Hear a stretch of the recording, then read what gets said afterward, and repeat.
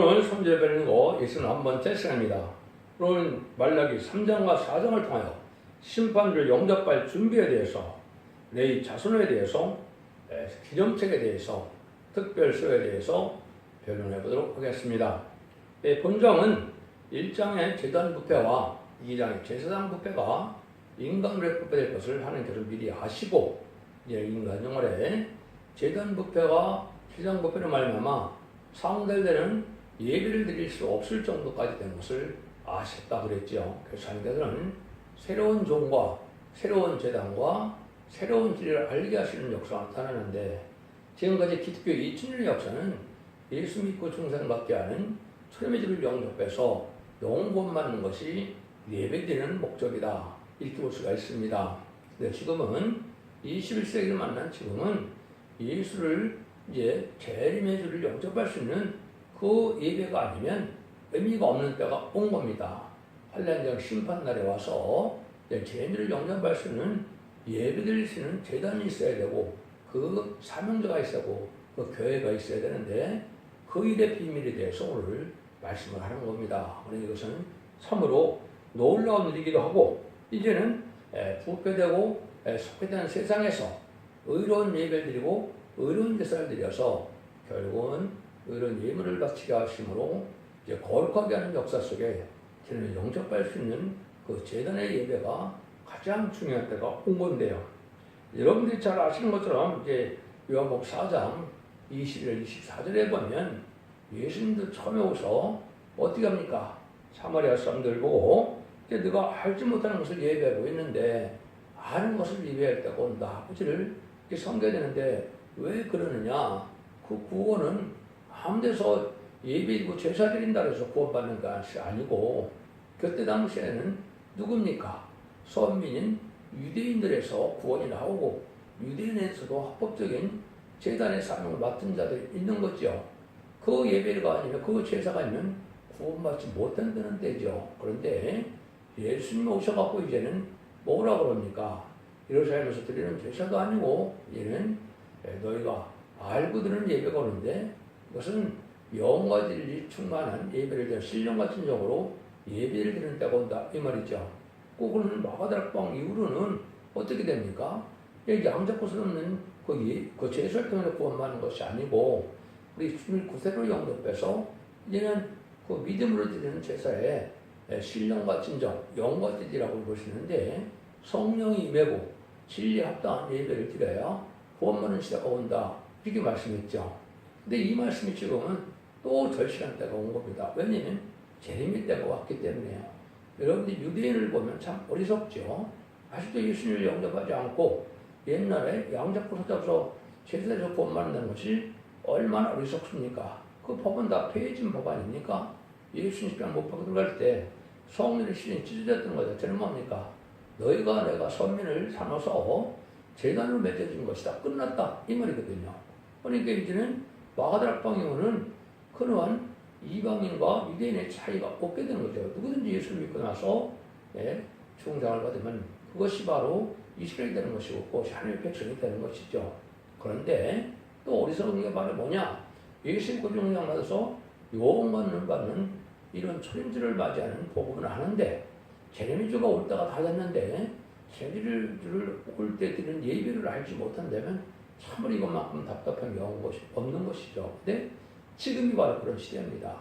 재림날이 임박한 때 이제는 재림을 영접할 수 있는 예배를 드려야 되는데, 아까 듯이 영과 진리 충만한 예배라고 그랬는데 성령도 늦은비 성령입니다. 그다음에는 그 진리도 그 천국 복음의 진리가 아니라 영원한 복음의 진리다, 이 말입니다. 그래서 제사 안 받는 것도 우리가 주님 구세로 영접하면 자범죄를 해결받아서 구원받는 것이라고 에베소 2장 1절에서 5절 사이에 이렇게 나와 있죠. 제 허물을 죽은 우리가 이제는 예수님의 우리의 허물을 사해 주심으로 내가 그걸 믿음으로 은혜로 구원을 받는다. 또 물론 은혜로 성령을 받게 되는 거죠.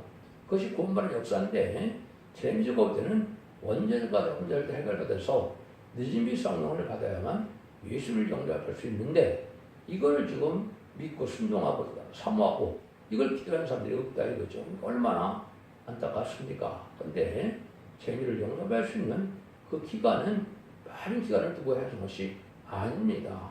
마지막 만일에 잠잠자만에 1260일 동안이라고 볼 수가 있는데 1260일 동안은 그 11장 3절에 두 중인 권세에게 받은 자에게 1260일을 예언하라고 했죠.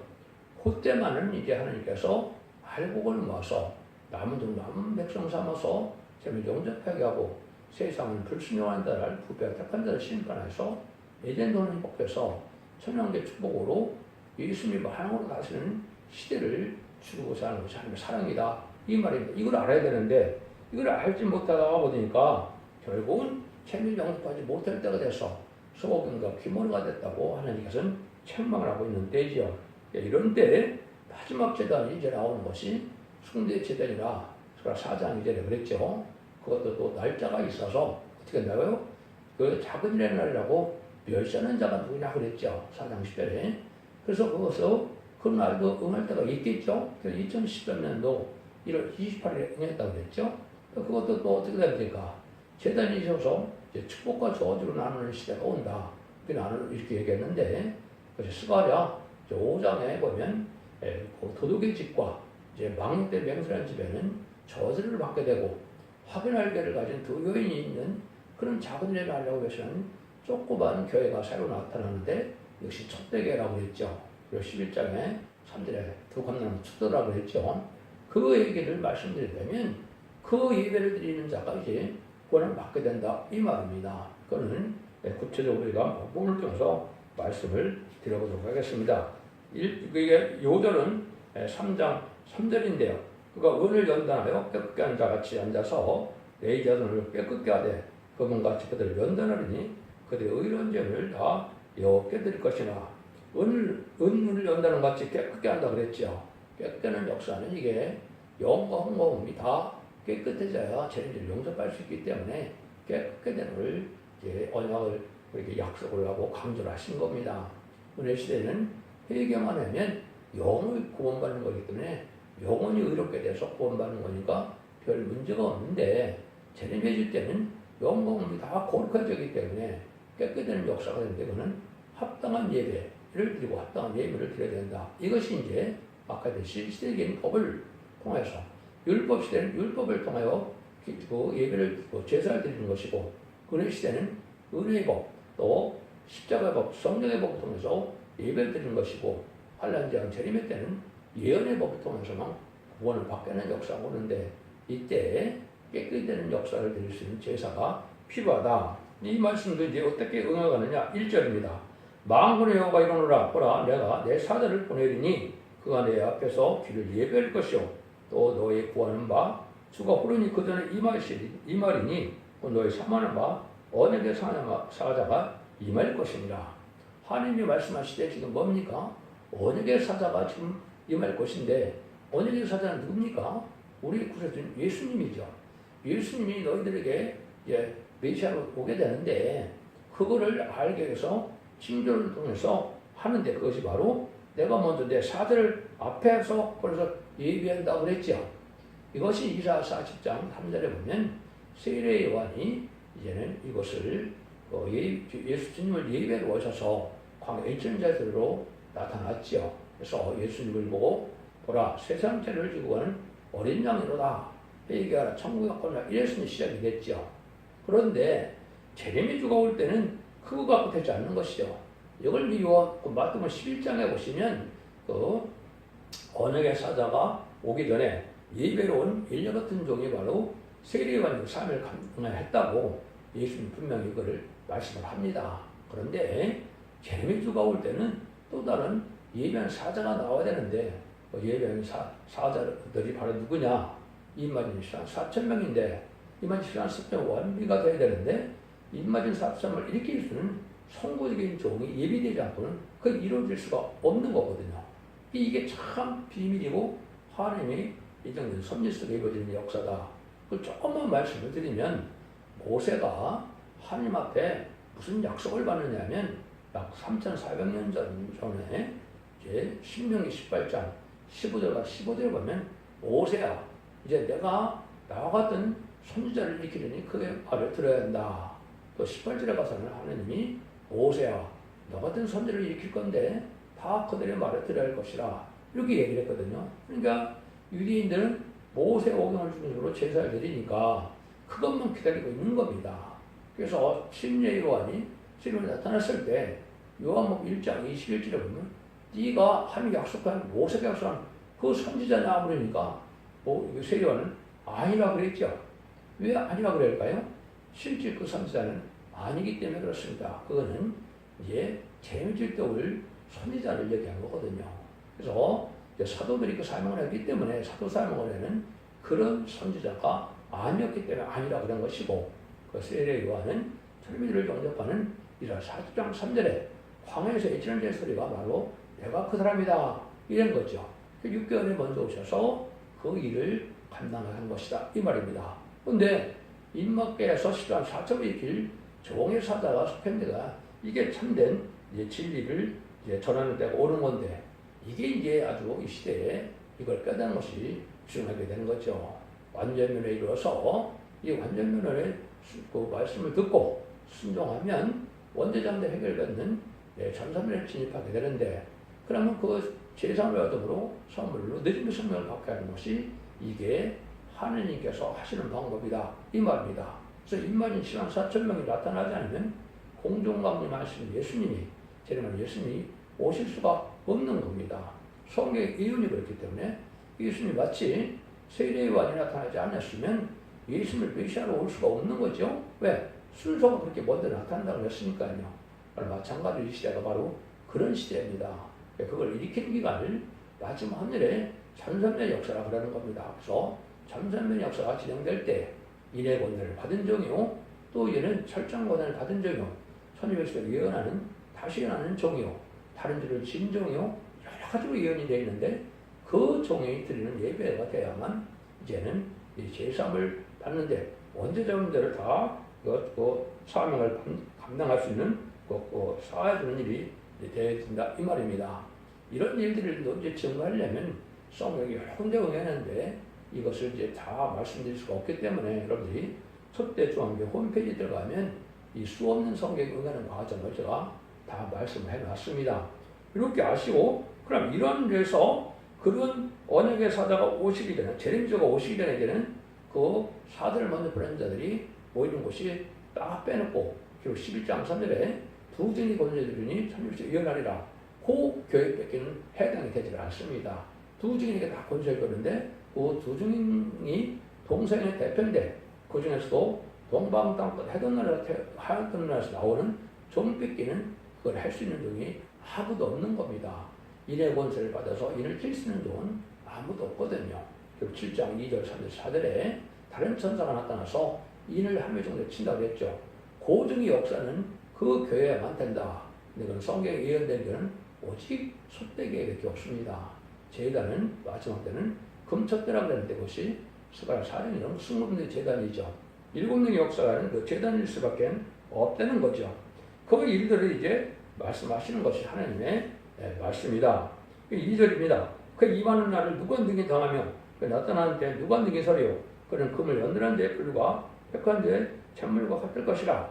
근데 제레미를 영접해 오는 것은 제레미를 오는 것은 죄를 불러오는 것이 아니기 때문에 그냥은 예수님 제레미를 영접할 수 없다는 거죠. 철미주는 죄인을 불러왔기 때문에 죄진 사람들 다 용서해서 회개하고 들어가면 다 받아들이는 거죠. 근데 제레미주는 심판하러 오시는 것이고 상급을 들어오는 것이 되기 때문에 아무나 그를 영접할 수 없다는 거죠. 그래서 그를 영접하려면 금을 연단하는 데에 불과 표관지 샘물 같은 그런 시련을 통해서 의로운 제사를 드리고 원대점대 해결해서 깨끗하게 해야 된다.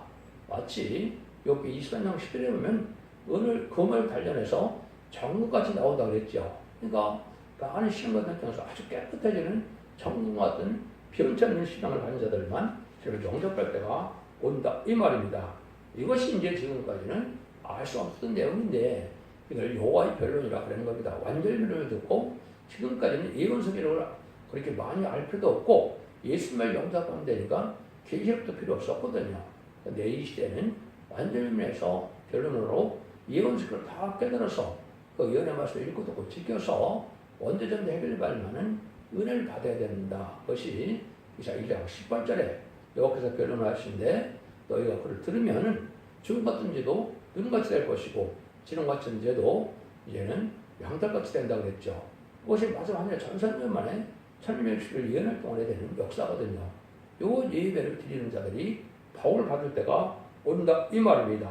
이래서 3절에 보니까 그 은을 연단하여 깨끗게 하는 자 같이 앉아서 내 자손을 깨끗게 하되 그분같이 그들을 연단하리니 그들이 의로운 죄를 다 여호와께 드릴 것이냐 이렇게 얘기했죠. 그래서 은과 금을 연단하여 깨끗게 해서 의로운 죄를 내서 하느님이 받으실 만한 예배가 되고 받으실 만한 예물이 돼서 내가 제사함을 다 여러분들이 예배를 안 드려서 복받지 못하는 것이 아닙니다.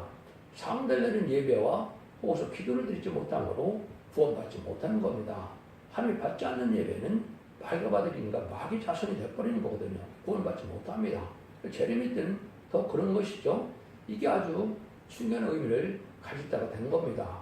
이 시대에는 바로 아까도 얘기한 것처럼 영어질 충분한 예배들에서 재림을 영접할 수 있는 제단의 예배를 드리는 것이 무엇보다도 중요한 때가 온 거죠. 이런 일을 해서 의로운 제물을 드려야 되는데 의로운 제물은 시련과 난관 속에서 변찮고 원망할 때 원망치 않고 또 불평할 때 불평치 않고 이런 시련 중에서도 하나님을 믿고 진리를 믿는 믿음에서 고난 중에서 드리는 제사를 의로운 제사, 의로운 예물이라고 하는 겁니다. 하나님 받을 만한 예물이 된다 이 말이죠. 그걸 보시고 하나님께서 복을 받게 할 것을 여기서 말씀하신 겁니다. 그래서 그것이 이제는 합당하게 복받는 역사가 와야 되는데 여러분도 계시록 5장 9절에 보면 예수님이 지금까지 하신 것을 뭐라고 그럽니까? 예수 그리스도로 말미암아 많은 백성과 민족에게 피로라서 하나님께 드리는 제사를 드리는 것처럼 말씀하셨죠. 이것이 만민의 제사장의 사명을 예수님이 하신 겁니다. 이게 바로 뭡니까? 예수 그리스도를 통하지 않고는 천국에 갈 수 없는 겁니다. 지금까지 예수님의 피를 믿고 구원받는 은혜시대 역사는 바로 사도들이 그 사명을 받았지만은 그 사도들이 받은 사명을 하신 것은 예수입니다. 이렇게 볼 수 있는 것이죠. 그런데 5장 10절에 보면 너희를 그 왕과 나라와 제사장을 삼는다고 했죠. 그 제사장을 삼는다고 하면 재림때 여기기 때문에 재림 때 그 제사장이 해야 되는 사명을 맡은 자야만 가능한 겁니다. 그 사명을 맡은 자가 아까 듯이 3전 400년에 하나님 예비한 그 선지자여야 되고 그 예언이 성취되어서 새로운 종으로 나타나는 종인데 그 새로운 종이 이제는 이사 59년에서는 부패기가 속해져서 순리들을 찾을 수가 없어서 한 구원자로 보호자로 보내는데 이사 19장 1절 나오죠. 그것이 새로운 종이라는 뜻으로 그 스가랴 3장 8절과 스가랴 6장 10절에 순례종이라고 그러는 겁니다. 새들은 새부대에 담는다는 것처럼 새로운 종이 나온다고 그랬죠. 그 제사장을 받은 자가 이 제사의 삶을 감당할 수 있는 거거든요. 그 종을 통해서 이제 일을 맡게 되고 한수 받아야 그 사명이 감당하게 되겠죠. 베드로를 통하여 교회를 세웠는데 베드로 계통의 사도들을 통하여 이제는 사명자가 되는 것이 지금까지 목사와 전사와 이제는 장로들이 된 거죠. 그러나 마찬가지로 재림의 때도 바로 그렇다 이 말입니다. 그런 일들을 해서 이제는 이게 하나님 앞에 영광을 돌릴 수 있는 제사를 드리는데 이런 제사를 드릴 때 이제는 상달되는 예물이 되어야 된다 이 말이죠. 그래서 상달되지 못하는 예물과 제사는 합당치 않은데 이거에 대해서 하나님이 말씀하는 겁니다. 여러분 잘 생각할 것은 여기서 아까도 했듯이 재미를 영접할 그 새시대에 갈 사람들에게 해당되는 예배를 얘기하는 겁니다. 요구원 많은 자들에게는 이렇게 엄중한 법을 지킬 필요는 없죠. 그 말씀을 하는 것이 이제 4절 이하입니다. 그때 유다와 예루살렘이 혼물이 옛날 같고 대와 같이 여호와께 기쁨이 되려니와 내가 심판으로 너에게 임할 것이라. 술술한 자에게와 간음한 자에게와 거짓 맹세한 자에게와 풍꾼에 싸게 되어 억울케 하며 과부하를 압제하며 나를 억울케 하며 나를 경외치 않은 자들에게 속게 증거하리라. 나 망레와 말하노라. 나 여호와는 변함지 아니하냐니 그들이 야곱의 자손들아 너희가 소멸되지 아니하리라. 그러니까 불의한 생활하는 자들에게는 이제 예배를 받을 수 없는데 이것을 회개하고 나서 불의하지 않게 하나님의 뜻에 법에 맞게 한다는 것은 하나님 받으려서 복을 받겠다 이 말이죠. 그것이 바로 이 은혜 구약 시대 그런 일이 있었던 거죠. 여러분 이사야 1장 11절에 보시면은 너희들은 바닥만 밟아서 너희들은 예배와 제물을 내가 아주 괴로워한다 그랬죠. 그래서 제물을 안 받는다. 바닥만 밟는다. 그러니까 하나님 필요 없는 제사다 이 말이죠. 그것이 그래서 말라기 1장 10절에서는 성전을 다녔으면 좋겠다 그랬죠. 지금 부패된 교회 예배를 안 받겠다 이 말이거든요. 그래서 진리도 바뀌고 또 새로운 종도 나오고 성경도 틀리기 때문에 이런 확고한 제사를 드려야만 이제 그 복을 받게 된다. 이걸 지금 말씀하시는 겁니다. 그래서 실험 중에 받을 만한 이런 제사를 드렸는데 그것이 대표적인 사람이 바로 이제 야곱이지요. 야곱이 그래서 하나님의 사자와 싸워서 이겨서 이스라엘이 됐죠. 그래서 그것이 실현 중에 이런 제사가 야곱이 됐는데 그 야곱이 이스라엘 되는 것처럼 인간으로는 마찬가지입니다. 성도들은 영이 승리하는 믿음을 가져서 이기는 자가 됐을 때 이기는 자가 돼서 인문의 권세가 돼서 그 종을 통해 나오는 종들이 이제 상대하는 예배를 드릴 수 있는 그런 일이 되는 것이죠. 개통적인 역사가 그렇다 이 말입니다. 그래서 이런 일들이 이제 동방 야곱에서 나오게 되는데 이때 우리 보고 하나님께서 뭐라 그러느냐 도덕질을 하는 자들에게는 하나님이 이 복을 주지 않겠다는 거죠. 이건 여러 가지로 이제 많은 그 신학적으로 문제를 삼고 있는데 이걸 잠깐 보시면 7절 10절입니다. 망령과 이르노라 너희 열조의 날로부터 너희가 날개를 떠나 지키지 아니하였도다. 그럼 여기 내게로 들어와라. 그리하면 나도 너에게 돌아가리라 하였더니 너희 이르기를 우리가 어떻게 하여 들어가리까 하도다. 사람이 어찌 하나님의 것을 두둑질하게 하느냐. 그러나 너희는 나의 것을 두둑질하고도 바라기를 우리가 어떻게 주의 것을 두둑질하였느냐 하도다. 이런 거 11조 한물이라. 곧 너희 곧 나의 온 나라가 나의 것을 도둑질하였으므로 너희가 저주를 받았느니라. 망령과 이르노라 너희의 온전한 11조를 창고에 들여 나의 집에 양식이 있게 하고 그것은 나를 시험하여 내가 하늘의 문을 열고 너에게 복을 쌀 것이 없도록 붙지 아니하나 보라. 망군의 여호와가 이르노라 내가 너희를 위하여 황충을 구하여 너희 토지선을 멸하지 않게 하며 너희 밭에 포도나무의 밭을 기한에 떨어지지 않게 하리니 너희 땅이 이 아름다워짐으로 열방이 너에게 복되다 하리라. 망군의 여호와의 말이니라. 먼저 말씀드리면 이 도둑질하면 안 된다는데 여기에 11조 헌물이라고 했죠. 그래서 11조는 여러분이 잘 아시고 헌물은 진령과 감성국이 되겠죠. 근데 이거를 잘못 해석해서 11조를 드리면 구원받지 못한다 이렇게 가르치는데 이것은 은혜시대 구원을 뜻하는 것이 아닙니다. 죽지 않고 새시다가고 여기 밑에 보면 천년왕국에 이제 회복된 땅을 얘기하는 겁니다. 그래서 토지의 성산이 아주 풍성해서 풍성한 소산을 나는 땅을 얘기하는 거거든요. 에덴 동산에 축복을 받으려면 근데 이 11조 헌물을 도둑질하면 안 된다 이 말입니다.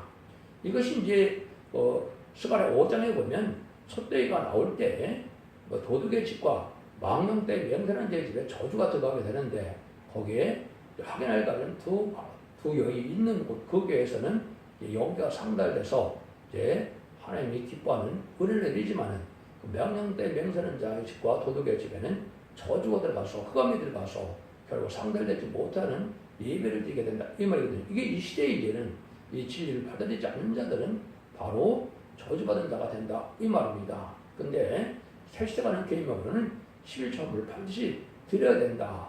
은혜시대 영구원을 못 받는다는 그 뜻이 아닙니다. 이건 여러분들이 제를 영접할 교회에 해당되는 것이고 제자님의 죄를 영접할 교회에 그 11조와 예물을 드려야 합당한 예물이 돼서 의로운 예물이 돼서 받게 된다. 이것이 이제 이사야 6장에 보면 일어나라 빛을 발하는 쪽이 나왔을 때 그 재단에 드리는 것을 내가 기꺼이 받는다 이렇게 얘기했거든요. 그래서 하나님의 거룩한 자에게 드리는 기꺼이 드리는 예물을 드리고 온 세상에서 열방의 재물을 갖고 온다 이렇게 되어 있거든요. 거기 전삼년의 초대교회 역사에 전 세계에서 참된 진리에 순종하고 이런 은혜를 받고자 하는 자들이 전 세계에서 열방의 재물을 들고 한국에 온다 이 말이거든요. 이것이 전삼년의 역사인데 이것이 이제 금년에 시작이 돼서 내년부터는 본격적으로 이런 올 날이 온 겁니다. 그럼 이걸 잘 아셔야 됩니다. 이거에 대해서도 뭐 다 설명을 하기가 시간이 부족하니까 여러분들이 초대교회 홈페이지에 들어가서 한번 참고를 해보십시오. 그런 일들을 하면 하나님이 그런 사람들을 하나님이 이제는 특별히 이제 뭐라 그랬냐 하나님이 그들을 사랑해서 새시대에 가게 하는 역사가 온다는 거죠. 여호가 이르노라 너희가 완악한 말나를 대적하고도 이르기를 우리가 무슨 말로 주를 대적하나이까 하는 너다. 이런 너희가 말하기를 하나님을 섬기는 것이 헛되은 일, 망우리 앞에 그 명령을 지키며 실패하는 것이 무엇이 유혹하리요. 지금 우리는 교만한 자가 복되다 하며 악을 행하는 자가 장성하며 하나님의 시험하는 자가 멸한다 하노라 함이니라. 하나님의 교만한 자가 입을 조심해야 되는데 지금 어떤 세상이 됐습니까? 속화되고 흑화돼서 악한 자가 잘 사는 세상이 된 것 같고 또 악한 자들이 또 실제 잘 살고 있죠. 그건 하나님께서 아직 심판 때가 아니기 때문에 악한 행하도 용서해주는 때이기 때문에 그런 겁니다. 상달되지 못한 예배를 드리는 자들도 잘 먹고 잘 살 때가 오지만은 심판 때는 그렇지 않다는 겁니다. 심판 때가 올 때는 하나님께 의로운 데서 의로운 예물을 드려야 그 된다는 것을 여기 강조할 거거든요. 이럴 때 참으로 길이 순종해서 순종 자능으로 완악해지는 자들이 되는 건데 이것이 지금 현재 교회 형편이다. 이게 흠에 빠진 자다. 이 말입니다. 그러니까 우리가 말을 조심해야 되는데 말을 조심하지 않으면 하나님을 경홀히 하는 자다. 이 말이죠. 그 16절입니다. 그때 여호와를 경외하는 자들이 피치하여 바라며 여호와께서 그를 분명히 들으시고 여호와를 경외하는 자와 그를 존중하는 자를 위하여 여호와 앞에 기념책에 기록하셨느니라 그랬죠. 예수를 구원을 받으면 생명체육에서 영권을 받는 것인데 여기는 이 땅의 지상 왕국 천일왕국 가는 자들은 기념책에 기록된다 이 말입니다. 그런데 하면 기억에는 마음이 없고 또 말을 함부로 하고 또 의로운 제물과 의로운 예배를 못 드리면 못 간다는 겁니다. 그래서 특별히 하나님의 특별 수가 돼서 기념책에 기록된다. 이 말은 한 4,000명과 일수성 큰 무리의 백성장자들이 바로 기념책에 기록되는데 이런 자들이 하나님의 특별히 사랑을 받게 된다. 이 말입니다. 17절 18절이죠. 마음으로 여호와가 말하노라. 그럼 내가 나의 정한 날에 그들로 나의 특별한 소유를 삼을 것이요 또 사람이 자기를 섬기는 아들 깽같이 내가 그들을 아끼리니 그때 너희가 돌아와서 의인과 악인이며 섬기는 자와 섬기지 아니한 자를 분별하리라. 특별 소유자들을 분별한다 그랬죠. 마태복음 25년에도 예수님이 다시 오실 때는 뭐랍니까? 양과 염소를 분리한다 그랬죠. 예인편으로 가는 건 염소고 오른편에 가는 양이고 그 염소는 예인편으로 가는 자는 지옥 가는 거거든요. 그럼 요즘에 좌파 세력들 이게 바로 지옥 가는 일들입니다. 공산당을 좋아하고 마귀색을 용납한 자들이 합당치 않은 자들이 바로 불의한 교권과 불의한 음력 정권인데 음력 정권과 음력 교권이 심판만 당하고 이렇게 가르는 건데 이런 예배를 통해서 지금 가르는 겁니다. 여러분들께서 의로운 제사, 의로운 예배를 드리는 것이 아주 중요한 때다. 그래서 이런 자들이 특별히 세시대에 복을 받게 된다. 그러니까 이런 때에 이제 하나님이 새로운 그 빛으로 말씀의 불로 이제 말씀 위치를 드리는 예배가 오는데 그 1절에서 3절입니다. 망군의 여호와가 이르노라 보라 긍휼한 풀물 같은 날이 이르니 교만한 자와 악을 행하는 자는 다 초기가 될 것이라. 그 이르는 날이 그들을 살라 그 뿌리와 가지를 남기지 않을 것이로되 내 이름을 교만한 자에게 너에게는 의로운 애가 떠올라서 치른 광선을 바르니 너희가 나고서 예언간에서 나온 송아지같이 뛰리라. 또 너희가 악인을 밟을 것이니 그들이 나의 정한 날에 너희 발바닥 빗대처가 같으리라. 왕으로의 말이니라. 긍휼한 풀물 같은 날이 온다 그랬죠. 그것이 바로 심판의 날입니다. 전산면에 알곡으로 모아지지 않아서 우상들의 짐승에 받는 자들이 대적장과 아마겟돈 때 멸망을 당한다 그랬죠. 그래서 아마겟돈 때는 핵무가 터지기 때문에 긍휼한 풀물 같은 날이 온다고 그랬죠. 이게 다 전멸, 악인과 악인이 전멸당하는 겁니다. 근데 복받을 자들은 뭐라 그러니까 뿌리와 가지를 남기지 않는다는 것은 가족 전멸이라 이 말이거든요. 그래서 3대 재앙을 내리는 그런 재앙을 받을 때가 지금인데 악하는 자는 그렇습니다. 그런데 내림을 교만한 자에게는 의로운 해가 떠들어오려고 했죠. 이게 해를 입은 여자가 나타나서 완전만의 말씀에 이사 60장 2절에 일어나라 빛을 발하라는 말씀의 빛을 전하는 종이 나오는데 이것은 즉장고 설치하고 지금 앞에 필요성차를요 남명병에 대해서 재인을 영접함으로 천년왕국의 축복을 받게 될 비밀을 얘기하는 것을 말하는 겁니다. 이 비밀을 전하는 종을 순종 차리면은 이사 6장 11절처럼 너를 섬기지 않는 백성과 나라는 파멸하니 반드시 진멸한다거든요. 이는 재림주의 심판의 역사이기 때문에 이때 용서받지 못하는 자는 순종차는 다 멸망한다 이 말입니다.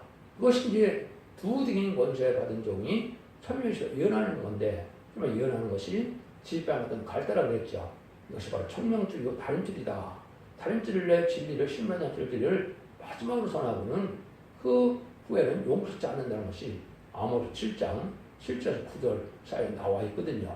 그럼 여호와의 변론을 대변하는 종인데 이것이 두 증거를 받은 종이고 여러분이 모든 연수 계시를 햇빛과 장미 뜻대로 변론해서 마귀를 이길 수 있는 믿음이 되고 원죄 jam대하게 할 수 있는 이런 완전 변론에 이르는 종이 나와야만 그 변론을 듣고 원죄 jam대 해결받는 역사가 온다 이 말입니다. 그래서 모든 것이 다 고쳐진다 이 말입니다. 모든 병도 고쳐지고 개도 역사가 나고 젊어지고 예수님이 신랑이니까 예수님같이 젊어지는 역사 속에 죽지 않을 몸이 된다 이 말이거든요. 이런 일들이 참된 예배가 되는 것이고 저는 영접할 예배가 되는 것이다 이 말입니다.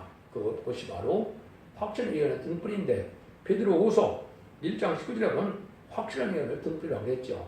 또 수반의 1장 10절에 보면 인간 영혼에 지키같이 하는 예루살렘에 등불 사람을 찾는다고 했죠. 이것이 바로 예언의 말씀을 전하는 것이 하나님 택한 종과 택한 자를 찾는 방법입니다. 그래서 이 진리의 말씀에 순종하고 이 진리의 말씀을 따라서 합심하는 것밖에는 구원의 방법이 없습니다. 하나님 마지막 경고의 말씀이거든요. 말라기를 좀 끝을 맺죠. 그 말라기에서 새로 영접할 예배를 드리지 못하면 다 소용이 없는 겁니다. 이것이 여러분들이 이제 기록 시대가 온 것이고 기록 시대가 끝날 때가 온 것이고 마지막 하늘에 전산년과 후산년과 이것만 남가는 때거든요. 여러분들이 이거 참 중요하다. 이럴 때 이제 하나님께서 얘기한 것이 뭐라고 그럽니까? 이제는 마지막으로 엘리야 같은 적이 나온다 이 말이죠. 4절에서 6절입니다. 너희는 내가 호렙에서 온 이스라엘을 위하여 내 종 모세에게 명한 법 곧 율례법들을 기억하라. 보라 여호와의 그 들어온 날에 이르기 전에 내가 선지 엘리야를 너희에게 보내리니 그가 아비의 마음을 자녀들에 돌이키게 하고 자녀들의 마음을 그들에게 아비를 돌이키게 하리라. 돌이키지 아니하건대 들을 건데 내가 저주를 그 땅을 칠까노라 하시니라. 여기 율례의 법들을 기억하라고 그랬죠. 이 율례의 법들은 이 시대는 예언의 법이 없기 때문에 지금으로 보면 예언의 법을 뜻하는 겁니다. 2700년 쓸 때 계시록이 쓰여지지 않았죠. 계시록은 맨 마지막 1세기 말에 쓰여졌기 때문에 이거는 예언의 법을 지켜야만 복을 받는데 엘리야 같은 종을 여기 선지를 여기 보낸다고 그랬죠. 이것이 이제 아까 세례의 요한처럼 재리를 영접할 엘리야 같은 종이 나오는 거 이것이 두 등인 권세 받을 종을 뜻한 겁니다. 여러분들 마태복음 11장 1절에 보면 변화산에서 예수님이 변하는 모습을 나타났을 때 모세와 엘리야가 나타났죠. 그것이 바로 11장 3절에 두 증인 것을 받을 종의 역사를 뜻한 겁니다. 모세 같은 능력의 종이 나타나고 엘리야 같은 능력의 역사가 나타나는 것을 얘기하는 겁니다. 그것은 부활성도 앞에는 성도의 대표도 되고 그거를 아울러 행하는 역사인데 모세가 참으로 10가지 재앙으로 땅을 쳐서 바로를 굴복시키는 역사를 했죠. 그 능력 가진 종이 나타나는 것이 두 증인 것을 받을 종이고 또 1년 850명 거짓한 자와 싸워서 비가 오게도 하고 또 비를 못 오게도 하고 하늘을 닫고 여는 일이 있었죠. 또 불 응답을 받았죠. 또 말씀해 주셨고 불로 또 소멸시키기도 했죠. 그런 종이 바로 엘리야 같은 종인데 증인고자 받은 종을 얘기한 겁니다. 그러니까 모세가 살아온다는 뜻이 아니고 모세 같은 능력의 역사와 또 엘리야 같은 또 역사의 사역을 할 수 있는 종이 바로 두 증인 권자인데 그런 종이 나와서 선임을 이겨내서 그때 마지막 알고를 모으게 하고 그걸 영접하는 자들은 뭐예요? 가족적인 축복으로 이제는 복을 받게 한다 이 말입니다. 이것이 사선만대의 축복입니다. 이된 동안에서 생각할 권세가 땅에 충만하라 이것을 이제 했던 그 축복을 다시 받는 것이 천년왕국인데 그 축복을 받게 돼서 사선만대의 축복을 받는다. 1절에서는 이제 뿌리와 가지가 다 말한 것처럼 가족 전면을 담는 악인이 있고 이제 의인은 사선만대 축복받는 의인이 나오는 때가 온 거죠. 이것이 심판대입니다. 그래서 지금은 혼곤의 때이기 때문에 영구원 수련 받는 끝을 맞는 것이 아니고 이제는 원죄자들면서 영혼간의 구원, 가족적인 축복으로 사선만대의 축복을 받게 되느냐 이 지위를 순종처함으로 후삼대학교에서 심승의 편례가 되면 가족 전면을 당하는 화를 받게 하는 시대가 이 시대다 이 말입니다. 이런 이 지위를 잘 분해서 저는 영접할 예배를 드리고 또 의로운 제물을 드림으로 특별세로가 돼서 남는 남명의 선을 해서 저는 영접함으로 자선 만대 축복을 드리는 복된 종들과 성도님들이 다 되시기를 예수님으로 간절히 축원드립니다. 아멘.